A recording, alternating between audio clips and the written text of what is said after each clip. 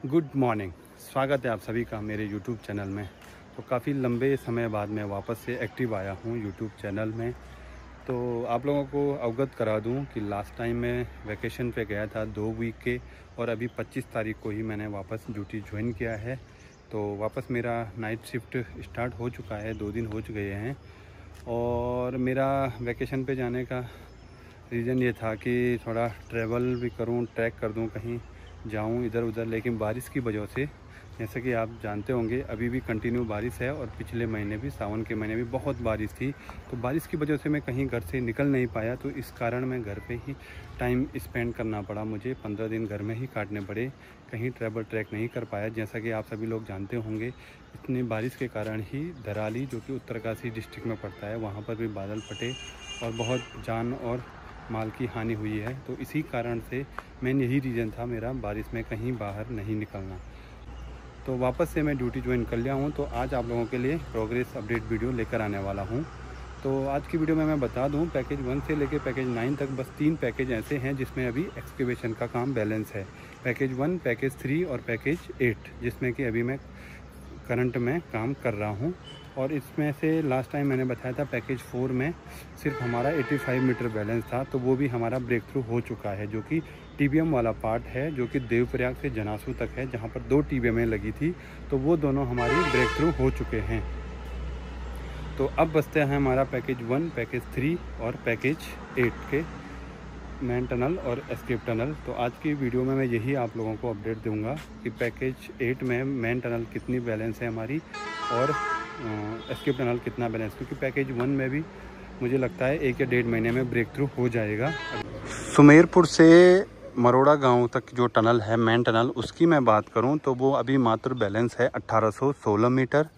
और वहीं escape tunnel की बात करूं तो एस्केप टनल बैलेंस है 1895 मीटर, यानी कि लगभग 1900 मीटर हमारा ईटी एस्केप टनल बैलेंस है और 1816 मीटर हमारा मेन टनल बैलेंस है एक्सकेवेशन दोनों साइड से।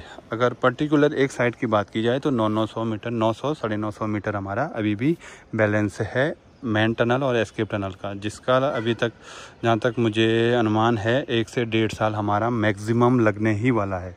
मैक्सिमम नहीं, मिनिमम लगने ही वाला है। इससे ऊपर भी जा सकता है, क्योंकि ग्राउंड कंडीशन बहुत ही ख़राब है। हम लोग सबसे लो क्लास में चल रहे हैं अभी मेन टनल में, जिससे कि एडिशनल सपोर्ट हमें देना पड़ता है। और इस एडिशनल सपोर्ट के कारण ही हमें डिले होता है, जो प्रोग्रेस में डिले आता है। जहाँ पे हमारे दिन में 2 पुल आने चाहिए, वहाँ पर एक ही पुल आ पाता है, क्योंकि हमारा एडिशनल सपोर्ट में टाइम कंज्यूम बहुत ज़्यादा होता है। तो इसी वजह से यही रीज़न है हमारा प्रोग्रेस में डिले होने का।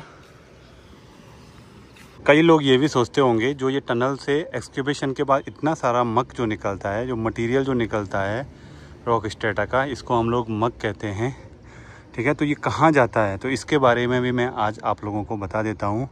इसका एक तो हम टनल में ही यूज़ करते हैं, और दूसरा जो हमारा जो मटेरियल हमारे किसी काम का नहीं होता है, उसको हम डंपिंग यार्ड में डंप कर देते हैं, जो खाली जगह होती है गवर्नमेंट की। तो जहाँ पे इन फ्यूचर कभी कोई बड़ा सा क्रिकेट ग्राउंड, स्टेडियम बन के तैयार किया जा सकता है, क्योंकि कई सालों तक वो अगर डंप रहता है तो वहाँ पे एक प्रॉपर सॉलिड एक एक्सपोजर तैयार हो जाता है। तो इसका हम, एक तो जो मटेरियल है टनल का, जो मक निकलता है, करीब डेली के डेली हमारा कई टन में हमारा मक निकलता है। उसको सबसे पहले हम लोग डंपिंग यार्ड में डंप करते हैं। उसके बाद वहाँ से सेलेक्टिव मटेरियल को चूज करके क्रशर प्लांट में ले जा करके, और उस सेलेक्टिव मटेरियल का, यानी कि जो हमारा एग्रीगेट के लिए सूटेबल होता है, यानी कि जिसका हम एग्रीगेट बना सकते हैं, जैसे सैंड हो गया हमारा, और एग्रीगेट हो गया हमारा 10 mm का, 20 mm का, जो भी एग्रीगेट है वो सारा तैयार किया जाता है इस टनल के मटेरियल से। जितना भी मटेरियल आपको दिख रहा है, ये एग्रीगेट अलग अलग साइज़ का है, ये सारा टनल के मक से ही तैयार किया जाता है, और सामने सैंड भी।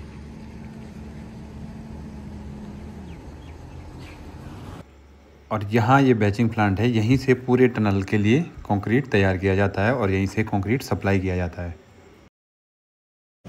और अभी यहाँ जो A2 की सामने साइट है, वहाँ मैं जाता हूँ, आप लोगों को वहाँ भी दिखाता हूँ कितना प्रोग्रेस हो गया है।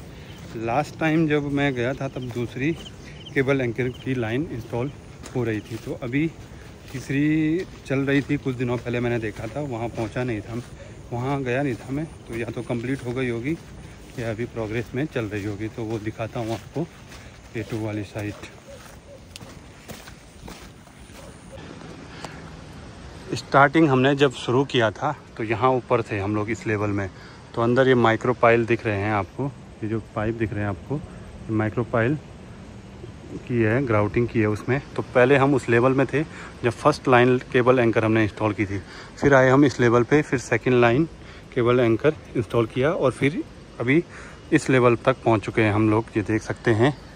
तो तीसरी लाइन अभी यहाँ पर 1 2 3 4 5 6 बैलेंस हैं केबल एंकरिंग। अब शायद इनको करना है या नहीं करना है, यहाँ पे तो फ़िलहाल ड्रिलिंग भी नहीं किया है, लेकिन बाकी इससे आगे जो हैं पूरे इंस्टॉल हो चुके हैं। 25 से 26 नंबर होंगे जो कि पूरे इंस्टॉल हो चुके हैं, ये देख सकते हैं, तीनों पूरे इंस्टॉल हो चुके हैं। और यहीं से सामने ये हमारी मेन टनल है, वो हमारी मेन टनल है, उसका काम अभी स्टार्ट नहीं हुआ है, जो कि बाहर से बचा हुआ है 95 मीटर अंदर जाने के लिए।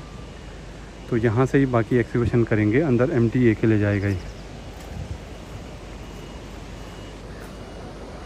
और अभी इसका एक लेवल और नीचे पहुँच चुके हैं, ये देख सकते हैं, इतना और नीचे कटिंग कर दिए हैं, क्योंकि ये जो मक है ये टेम्परेरी फील्ड है, इसको पूरा रिमूव करना है यहाँ से भी। और इसका जो लेवल आएगा फिर ये आएगा यहाँ ब्रिज के लेवल तक, यहाँ पे पूरा कॉम्पैक्ट बनाना है इसको, क्योंकि ये तो टेम्परेरी है, ये कभी भी रिमूव हो जाएगा, ये जो मक है ये कभी भी रिमूव हो जाएगा। तो इसीलिए इसको पूरा कॉम्पैक्ट बनाना है, एकदम पूरा सपोर्ट देके और ब्रिज के लेवल तक ले आना है। तो मौसम आजकल आप लोग देख रहे होंगे, डेली लगातार बारिश हो रही है पहाड़ों में, ये चारों तरफ कोहरा देखिए, देखने में तो सुंदर लग रहा है लेकिन भयानक है। आजकल जगह जगह क्लाउड बस्ट हो रहे हैं उत्तराखंड के पहाड़ी क्षेत्रों में और हिमाचल के पहाड़ी क्षेत्रों में। आप लोग अगर कोई ट्रैवल कर रहे हों तो देख के करिएगा। वैसे तो इस बरसात के सीज़न में मेरे हिसाब से अवॉइड ही करना चाहिए आप लोगों को ट्रैकिंग ट्रैवलिंग जो भी है। तो यहाँ से चलता हूँ मैं अब 14 P2 की साइट पर।